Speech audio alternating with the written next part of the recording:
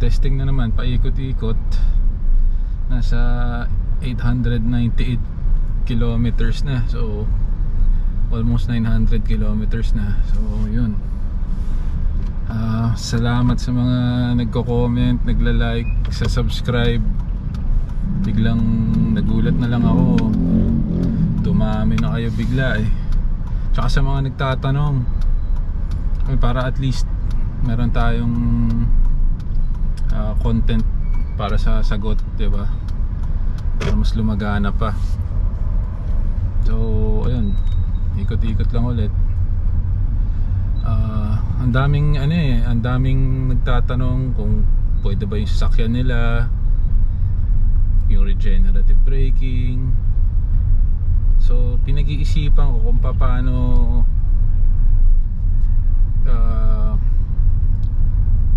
paano natin aayusin yung video sa mga tanong, kasi para comprehensive, hindi sayang yung oras, kasi baka paulit-ulit. Pero okay lang din naman, kasi syempre may bago nagsasubscribe, so hindi sila di nila napanood yung dating video. So mas madali for them na na mag-abang ng bagong video, diba? Kasi baka natabunan na yung mga ibang video. Sabagay, okay lang din yun.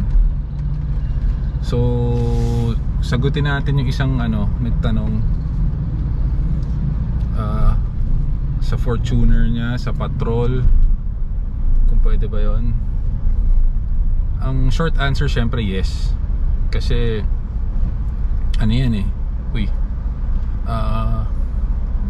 theoretical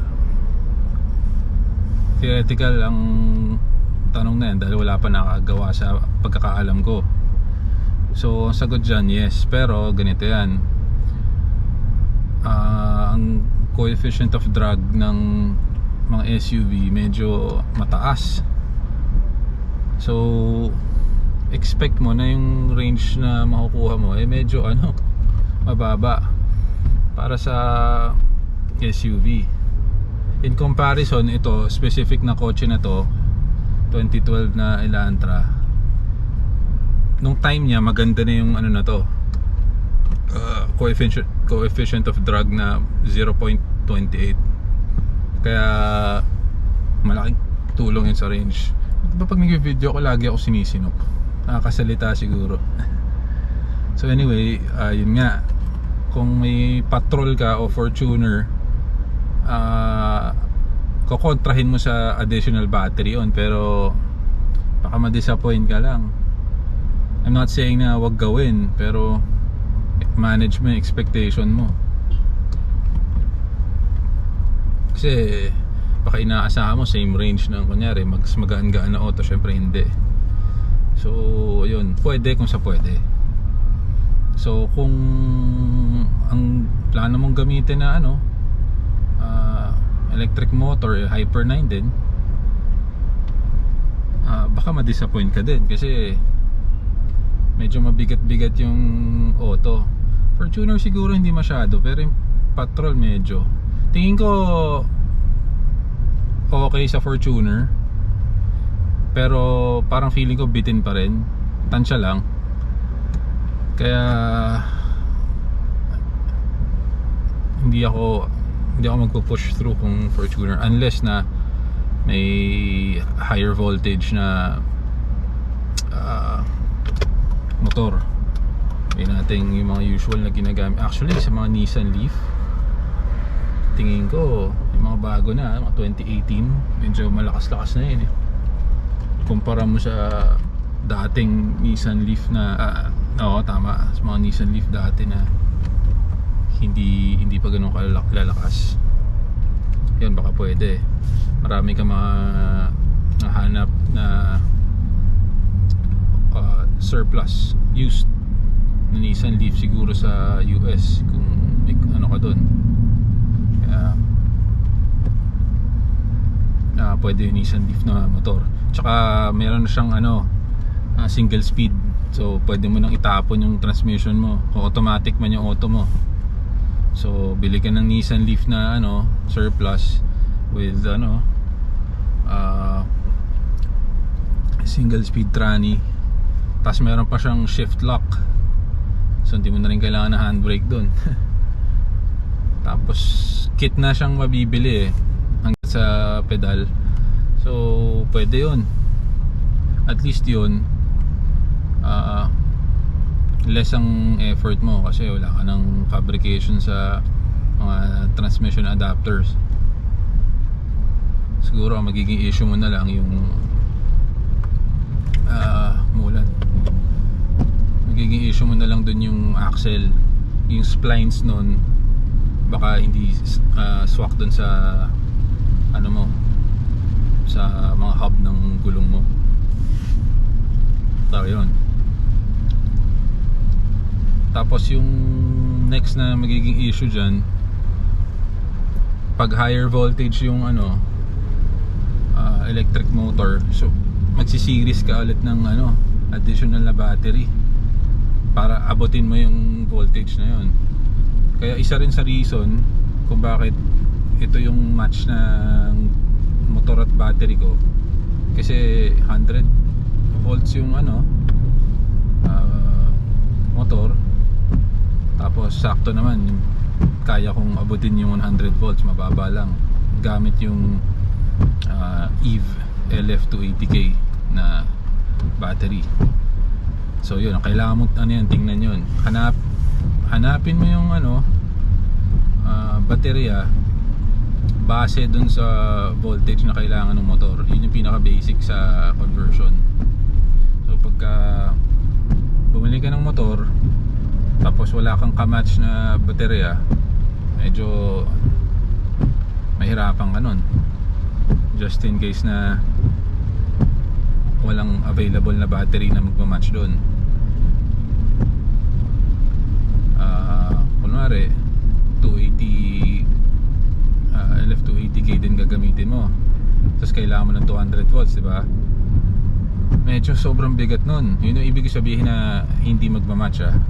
Ibig sabihin hindi pa pwedeng dagdag ka ng dagdag ng baterya, kasi bibigat ka ng bibigat eh.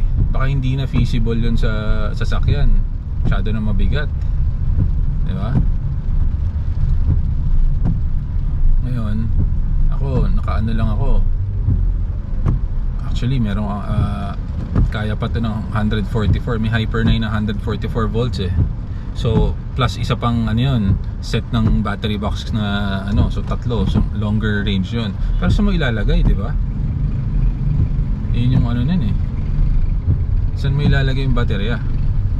Yun yung matching din na kailangan mong tingnan. Nakabuli mo yung voltahe ng motor, series ka ng series na cells, pero hanggang saang point hindi pwedeng dagdag ka ng dagdag kasi wala naman lugar. Example, so kung malaki kotse mo, pick up siguro pwede doon sa bed, so doon sa ilalim ng bed pwede siguro yun. Nissan Leaf tapos LF280K, apat na box, so 3264 cells yun. Pero syempre dadagdag na yung mo nun. Oh, munti ka na, tawid ka ng tawid boy. Dadagdag na yung weight mo. So meron ding yun, syempre yung diminishing returns, diba? May law of diminishing returns. Up to a certain point, yung returns na makukuha mo base sa pagdagdag mo ng baterya lumiliit na lumiliit, diba? Yun yung law of diminishing returns. Kaya for me, hanggat hindi nag-i-improve yung energy density ng mga battery, sedan lang muna o kaya maliliit na hatch. Ayun. Pero kung gusto mo pa rin, city driving ka lang, ayaw mo nung pumuntang Bulacan, ganun, it's up to you. Tsaka yung mga onboard charger, hanggang mga 6.6 kilowatts lang. na medyo affordable. Pagka more than that, medyo mahal na yung mga nakikita ko eh. Pero syempre last year ko pa nakakita yon. Oops, tindi nung sayad ah. So yun, magpapakarwash sana ako kaso umulan eh, so wag na lang. So yun,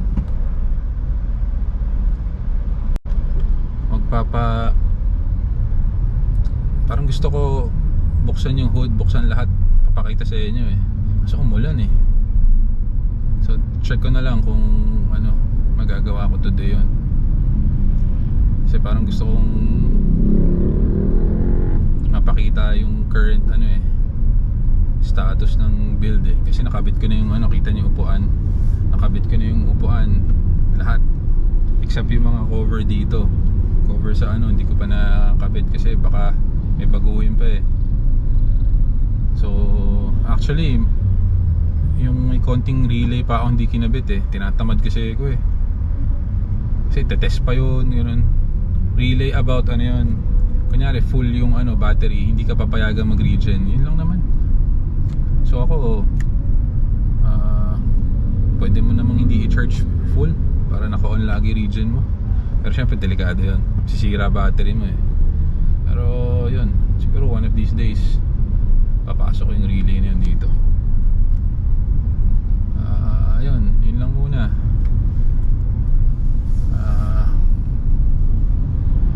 Pag-isipan pa natin kung ano pa yung mga magandang ituro sa inyo.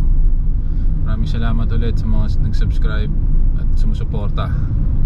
Thank you. Makas ang ulan, makas. Yan. Gumagana pa naman yung auto natin. Merong maliit na tulo dun sa galing dun sa harap ng hood. So tumutulo yun. Nilagyan ko ng parang sealant yun eh. So yun, matitest ko na rin ngayon. Sakto, umulan. Huwag lang bumaha. Hindi pa ako emotionally ready na.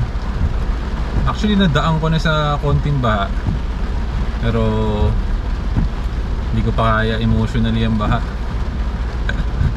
Although mataas naman yung battery kasi yung inverter controller medyo nandun sa kaya wag natin ilusong sa baha ang mga EV natin. Sayang effort, sayang pera. So nasa 28,906 na dito kilometers eh. So lapit na tayo mag 1,000. So far so good. Sinuswerte tayo, walang issue. Aircon sobrang lamig, patay muna natin. Ayun. Goodbye muna.